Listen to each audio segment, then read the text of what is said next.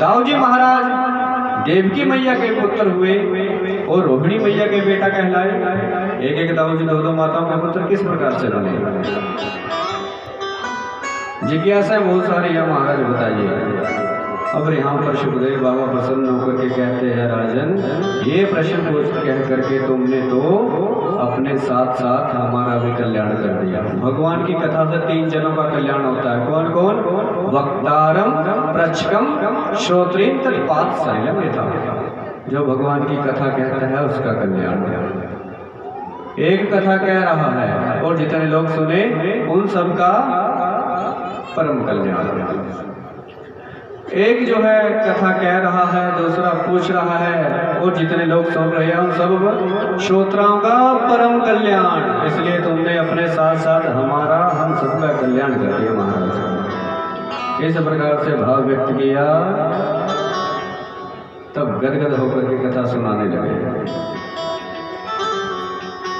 भगवान की कथा से 3 लोगों का कल्याण होता है। एक तो जो कहेगा उसका, दूसरा कभी कभी बीच में जिज्ञासु श्रोता होते हैं, कभी कभार अकेले में पूछ भी लेते हैं कि ये कैसे क्या हुआ था। फिर उनके साथ जो होंगे उनका कल्याण, जितने लोग होंगे जन। अब जितने लोग सुनते हैं ना श्रोताओं का परम कल्याण।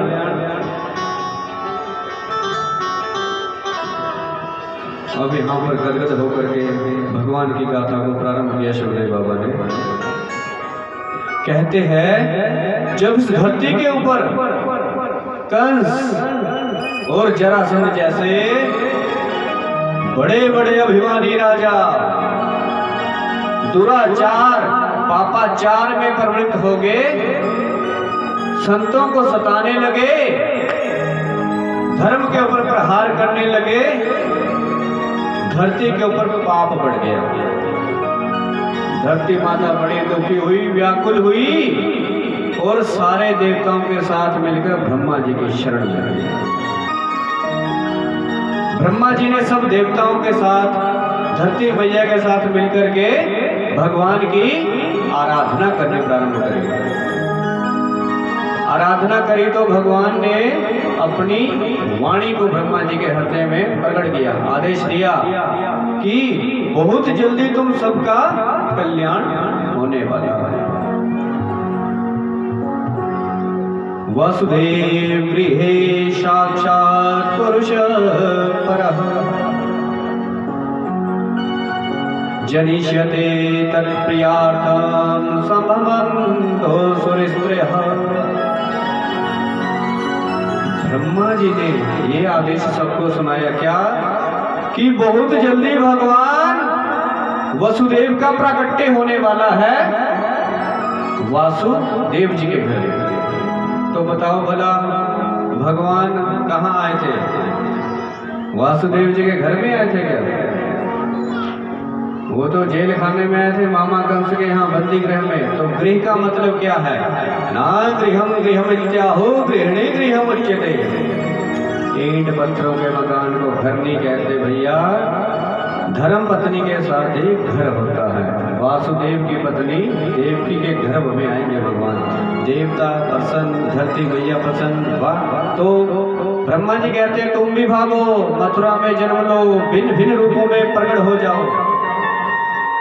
अब देवता एक स्वर में बोले, महाराज अकेले जाए क्या? अरे नहीं नहीं, संभवन्तो सुरस्त्रियः, अपनी अपनी देवियों को साथ में लेकर के जाओ। वो क्या करेंगी महाराज वहाँ पे? अरे भगवान भी अकेले नहीं आ रहे, उनकी आह्लादनी शक्ति श्री राधा रानी वृक्ष भानु नंदनी बनकर के बरसाने में आ रही है। फिर तो क्या था महाराज, मथुरा नगरी परम पावन हुई, मोक्षदायिनी नगरी बनी। देवी देवता भिन्न भिन्न रूपों में मथुरा मंडल में प्रकट हुए, जन्म लिया और बरसाने में जन्म लिया तमाम देवी देवताओं ने। अब यहाँ के बड़े प्रतापी राजा है मथुरा नगरी के, कौन भला? उग्रसेन, और इनका बेटा निकल पड़ा कंस। कते हिंसायाम धातो कंस शब्द निष्पन्न। कंस शब्द का अर्थ क्या है? कहते हैं हिंसा मारकाट जिसे बेहद पसंद हो वो कंस। इतना दुष्ट था ये, एक बार तो अपने बाप को उठाया और जेल खाने में डाल दिया और मथुरा का सिंहासन अपने अधिकार में कर लिया। सारी प्रजा भयभीत ऐसे डरती है, बड़ा उग्र राजा है, सारी प्रजा डरती है। अब एक बार क्या हुआ, प्रजा भयभीत है, सभी प्रार्थना करते इस दुष्ट से कब पीछा छूटे पिंड छूटे। एक बार क्या हुआ, इसकी दृष्टि अपने चाचा देवक की बहन बेटी देवकी के ऊपर पड़ी। क्या सोचा कि बहन सियानी हो गई है, विवाह के लायक, क्यों न इसका विवाह किया जाए। तो सूरसेन पुत्र वसुदेव जी के साथ में संबंध पक्का कर दिया। कालांतर में वसुदेव जी किसके साथ आए? बारात लेकर के बैंड बाजे के साथ हर्ष उल्लास पूर्वक बारात लेकर के आए और इस भोजपति कंस ने बड़ा ही अद्भुत स्वागत किया। बारात का बड़ा ही अद्भुत स्वागत किया, दिव्य भव्य बारात लेकर के आए, बड़ा ही दिव्य अद्भुत स्वागत कर रहा है बारात का। भोजपति है, बड़ा धनवान है, बैंड बाजे से हर्ष उल्लास पूर्वक वसुदेव जी आए बारात लेकर के। खुशी खुशी इसने अपनी बहन का विवाह किया, संपन्न किया। अब ये इसने विदाई के समय नाटक करना प्रारंभ किया। क्या क्यों ना कुछ ऐसा करूं कि प्रजा मुझे दयालु समझे। आंसू बहाने लगा, ये अपनी बहन का रथ में स्वयं अपने हाथों से हाँकूंगा। अब जैसे ही रथ चलाने लगा, प्रजा बदल गई, ये तो बड़ा दयालु है, कृपालु है। देवताओं की धड़कन तेज हो गई, देवकी मैया का ये कृपा पात्र बना रहा तो देवकी नंदन इसे कभी नहीं मार सकेंगे। जब इस प्रकार देवताओं की धड़कन बढ़ी तो देवताओं ने क्या किया? आकाशवाणी करवा दी, हे अघोर अज्ञानी मूर्ख कंस, जिस बहन के विवाह में इतना प्रसन्न हो रहा है, याद रखना इस देवकी का 8वां गर्भ तेरा काल हो जाएगा। ऐसा कहकर के आकाशवाणी शांत हुई। कंस को आया क्रोध और देवकी मैया को केशों से पकड़ा, रथ से नीचे पटका, तलवार निकाल ली, मारने के लिए तैयार हो गया। फिर वसुदेव जी ने क्या किया? दौड़ करके कंस का हाथ पकड़ा, कंस को समझा दिया पति का अर्थ है जो चारों तरफ से अपनी घरवाली की पत्नी की रक्षा करे, वो है वास्तविक पति। पति रक्षित है पति। अब समझाया क्या, कहा कि देखो भैया मृत्यु निश्चित है, हर प्राणी की होनी है। अब इस समय शूरवीर को ऐसा नहीं करना चाहिए। यदि मृत्यु का भय है, इसके पुत्रों से कष्ट है, तो मैं शूरसेन पुत्र वसुदेव तुझे वचन देता हूँ, इसका जो भी गर्भ होगा तुझे ला करके सौंप दूंगा। कंस को बात समझ आई, बंदी ग्रह स्वीकार किया। कालांतर में प्रथम पुत्र हुआ कीर्तिमान, वसुदेव जी लेकर के आए, कंस ने लौटा दिया, ले जाओ, मेरा काल तो 8वां है। नारद जी आए, नारद जी ने कहा कमल का पुष्प दिखा करके ये बताओ राजा 8वां कौन है? तो अलग अलग करके पंखुड़ी गिनाई तो 8 की 8वीं हुई। मूर्ख और शंख तो दूसरे के फूकने से ही बचते हैं। कंस को आया क्रोध, कहते हैं मेरा काल ये पहला भी हो सकता है और 8वां भी, दूसरे नंबर वाला भी 8वां बन सकता है। तो वसुदेव जी को बुलाया और बालक को पांव से पकड़ घुमा करके पटक दिया। इस प्रकार से जो है 6 पुत्रों की हत्या हुई। कालांतर में 7वें गर्भ में शेष जी पधारे, शेषनाग महाराज बलराम जी। अब भगवान ने योगमाया को बुलाकर कहा देवी किसी संकर्षण का दर्शन करके, बलराम जी का संकर्षण करके देवकी मैया के गर्भ से रोहिणी मैया के गर्भ में पहुंचा दो।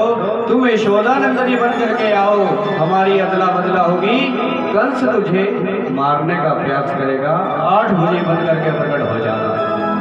फिर देखो तुम्हारी कितनी पूजा होती है, जय जयकार होती है। अंबिका मैया, दुर्गा मैया, चंडिका मैया, द्वैपायनी मैया, कात्यायनी मैया, शारदा मैया, हर घर में तुम्हारी ही जय जयकार होगी। साल में 9 दिन तक 4 बार नवरात्रे आते हैं, 2 बार प्रसिद्ध रूप में, 2 बार गुप्त रूप में। हर घर में महामाया की ही जय जयकार होती है।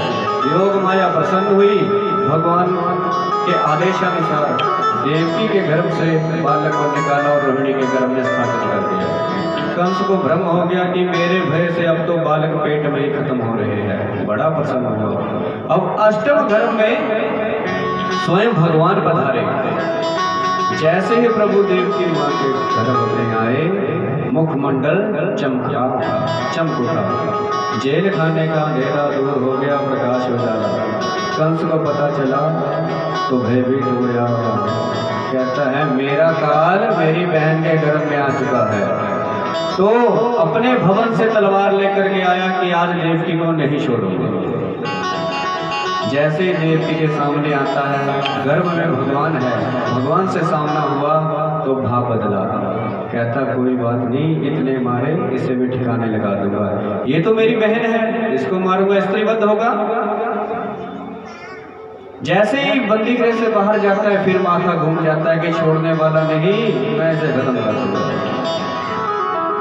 जैसे ही देवकी के सामने आए, भाव बदले। अंत तो करता ये स्थिति हो गई क्या